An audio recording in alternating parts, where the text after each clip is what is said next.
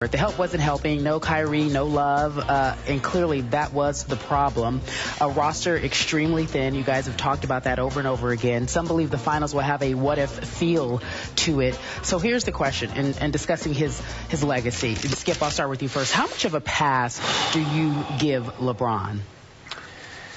There are two questions here. How much of a pass will he be given, and how much will I give him? I stand by what about you. I know, but I stand by what I said to you yesterday. Mm-hmm. LeBron James has already been given the all-time pass for this finals. Period. End of story. His legend has grown, losing a finals 4-2. I don't care how you slice it.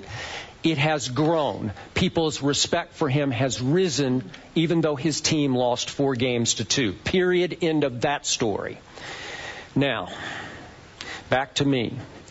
I was watching you on SportsCenter last night with my friend Michael Wilbon, and you asked him a very profound question that sort of stopped him in his tracks for just a second about, do you feel more elation for Golden State, or do you feel sorry for LeBron? Remember that? Yes. And I'm not sure what your answer was, but he answered, and I think he was leaning more toward feeling sorry for LeBron. Mm-hmm.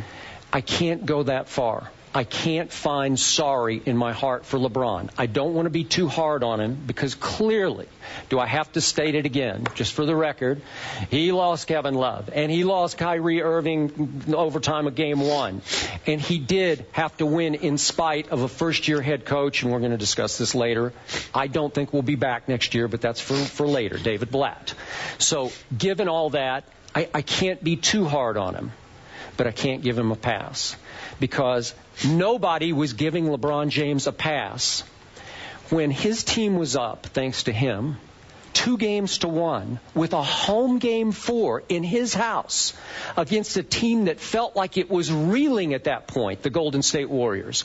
If not for the lineup change by Steve Kerr, and then they tried to send a second defender at LeBron that night, boy, we might have had a whole different conversation. And again, I was as deflated by Game 4 as I was by last night's Game 6. I fully expected LeBron to come out in Game 4 and say, it is over, baby, because he could have virtually closed the deal that night. No team has ever come back in an NBA Finals from 3-1 down. Would you agree if they had gone up 3-1, could they have closed it? They would have closed it. I think they would have closed the deal. And again, I'm being tough on him, but I'm just being honest with you. I'm trying to be objective. That was a 6-point game. Golden State up 6 going to the fourth quarter, and you said LeBron just flat out ran out of gas. Whether it's mental or physical gas, you said he was spent. He took only 2 shots in that fourth quarter and missed both of them. He scored 0 points in a fourth quarter of a game that could have changed NBA history, could have changed his legacy, because we would all be saying this is the greatest achievement in LeBron James' career. And I'm going to hark back to Game 1 at Oracle. It seems like it was months ago. LeBron James had the basketball in his hands and took again, I wanted him to attack the basket, but he pulled up and took that jump shot. It was a good look. And it left his hand pretty well, and it had a chance for a second. I thought it might go. If that ball falls, we are having such a different conversation right now because, again, we don't know what would happen to Kyrie. Maybe he gets hurt in Game 2 or Game 3. But remember, he got hurt because that game went to overtime. Then they, of course, lost that game. They fell flat in overtime. Then they came back and won Game 2 in overtime, thanks in large part to Delly and the 2 free throws he made. And what did LeBron volunteer after that game? I have a secret motivation that I'll share with you if and when we win this NBA championship. LeBron was pretty confident that night, I got to tell you. And I think he was very confident after they came home and won a Game 3 to go up 2-1. You've got a game in your house. I'm sorry, I can't feel sorry for you when you're in a commanding position as the best player on the planet with a home game against a team full of people who had never been on the stage before like this. And I think they were choking a little bit, the Golden State Warriors. And again, God bless them, congratulate them, because they bounced back. The coach made the right adjustments, and Steph Curry started making shots, and Iggy started playing some serious defense on LeBron James. But my point is, I can't give him a pass when he was in position to pull off the greatest achievement of his career. I'm not going to condemn you for taking the position that you take, because there's validity to it. There are people out there who will. There are people out there, particularly analysts, who would sit there and say anybody who doesn't have compassion for LeBron. I had one analyst tell me last night, anybody who doesn't have compassion for LeBron after this doesn't have a soul, because they felt that bad for him. I'm not going to go that far. And I'm not... Trust me, I do have a soul. No, well, you know, I know that. Thank you. Come on now. But what I'm saying to you is that I'm not going to go that far, and I'm not going to completely disagree with you. What I'm going to do, however, is attach, for lack of a better word, a little humanity to it. Okay? That's fair. All of these things that you point out about LeBron, the jump shot, the choice of a jump shot in Game 1. Okay, I thought he was fouled in Game 2. You did? But they won that game. Fatigued in Game 4. Mm-hmm. You know, all of this other stuff, you know. All of that factors into the equation. But, Skip, what we have to do is look at it from the standpoint that when we talk about life, you're talking about not just the game itself, but sometimes the game within the game. We have literally debated and speculated as to LeBron James not only being the best player in the world, but we've also talked about how he's the de facto coach, the GM. You got Northeast Ohio, the city of Cleveland, the expectations. You've got all the things that he had to deal with all year long. And then you get to the playoffs and you go through Boston, in the last game in Boston, a closeout game from sweeping them, you lose Kevin Love. And then Kyrie Irving is hurting against Chicago. Okay, he's working through it, but he's struggling. And Dellavedova comes up big for you, and you make a big time shot from the left corner and all of that stuff, and that helped. But Kyrie Irving is ailing to the point where you're wondering whether or not he should rest against Atlanta, because even though they were the best team in the Eastern Conference record-wise, nobody anticipated that they would beat the Cleveland Cavaliers. Then the Eastern Conference Finals come, and then you play Game 1 with Kyrie. Kyrie's knees and his right foot and left knee are hurt so bad that he has to sit out Games 2 and 3, and there's debate because internally you've got the players and the staff wanting him to play, because when he's out, it puts more of the burden on LeBron James, and you're wearing the big fella down, you know, for his imminent, you know, confrontation in the finals, and you know he's going to be required to do a lot. But then on the personal side for Kyrie, you got his daddy, his agent, and everybody else not wanting him to play. And so there's friction that's going on there. Kyrie ultimately cuts it down the middle because he doesn't play Games 2 and 3, but he comes back for that Game 4, that closeout game, Atlanta. They blow them out by 30. They advance to the NBA Finals. You rest 9 days. It's believed that Kyrie Irving is at least 65 to 70%, and he'll be able to go. And before Game 1 is over, David Blatt decides to play this man 43 minutes and 37 seconds. Ultimately, he incurs a cracked patella. He's gone. And as a result, now you've got to deal with that. So if we look at the totality of what LeBron James had to stomach and had to deal with and had to endure and had to try to overcome all year long, is it beyond the realm of comprehension that you just maxed out and you just reached the limit and you simply had but so much left to give? Last night, he was spent again, just like he was in Game 4. He still finished with 32, 18, and 9. They still had a lead in the second half. They were still there.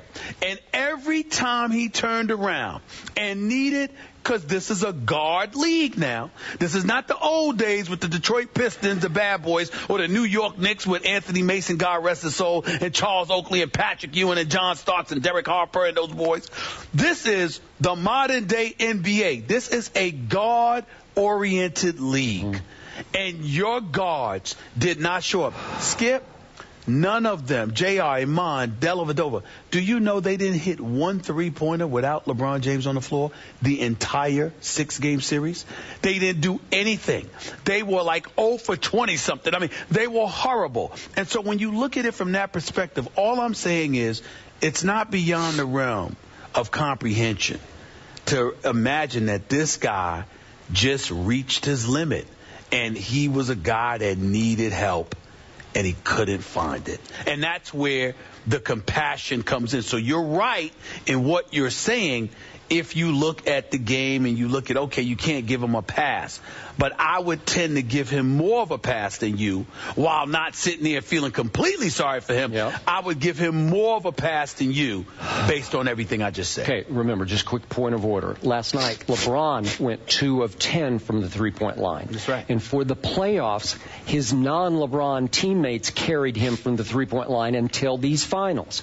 For the playoffs, LeBron wound up, for players attempting 100 or more in a playoff run, worst three-point percentage ever in the history of the playoffs. Well, so I still look back at what happened. Were there any silver linings to losing Kyrie and obviously losing Kevin Love? Tristan Thompson emerged as a force in these playoffs, defensively and on the backboards, especially the offensive glass. Okay. And I thought Dellavedova emerged as someone who could play Steph for a while. For the first 3 games and 3 quarters of this series, I thought this Cleveland team gave Golden State's offense fits. They became a tougher defensive team than Golden State is, and Golden State was the best defensive team in efficiency through the year. They held them to 6 for 22 shooting in the second quarter last night. Yeah. And Dellavedova is a quality reserve because he can really, really defend. He can. But offensively, they had nothing. They had nothing. Okay? So in the big picture, they got to a point where it was time for the king to be the king. And in your mind, because there was so little depth, and he had to play such high minutes that we kept vacillating between, he's superhuman, no, he's human. He's superhuman, no, he's human. And you finally conclude that he's human, right? Well, not just that. I expected this performance in Game 7, not Game 6. Right. Yeah. On his home court, Yeah. in front of the hometown fans. I didn't expect that. I expected better from LeBron, but I also saw, the fact that I saw what I saw so early is what saddened me. It was like, you just looked at guys and you saw him looking around for, is anybody showing up with me tonight? Are you guys going to show up with me tonight? And they might have been looking back at him saying, are you going to show up with us tonight? Well, I don't think so, because I think they know that LeBron's going to show up at some point. He's never going to have just an all-around awful game. LeBron is too gifted. There's somehow, some way, he's going to contribute to winning. The difference is that some guy, like, for example, Kobe Bryant would have came out there gunning.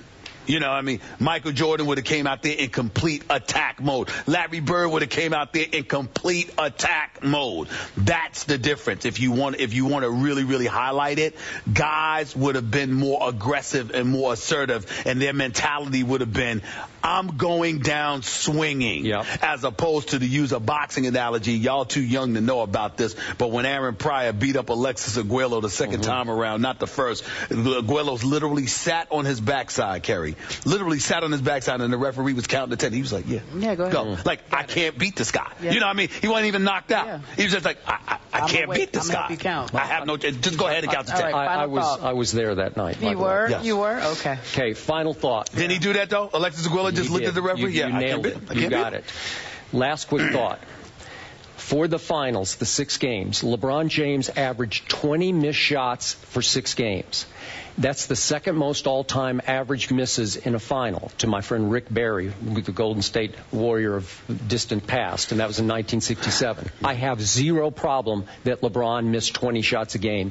He actually apologized for it after the game last night, saying, I never was comfortable doing that. It was the only way to keep them in the game because he had to be most of the offense. So just for the record, I'm fine with the 20 misses a game because it kept him afloat, especially for those first 4 games. All right, the series changed when he was inserted into the starting lineup. We're talking about the finals MVP, Andre Iguodala. The gentlemen discuss it after the break. First take on the road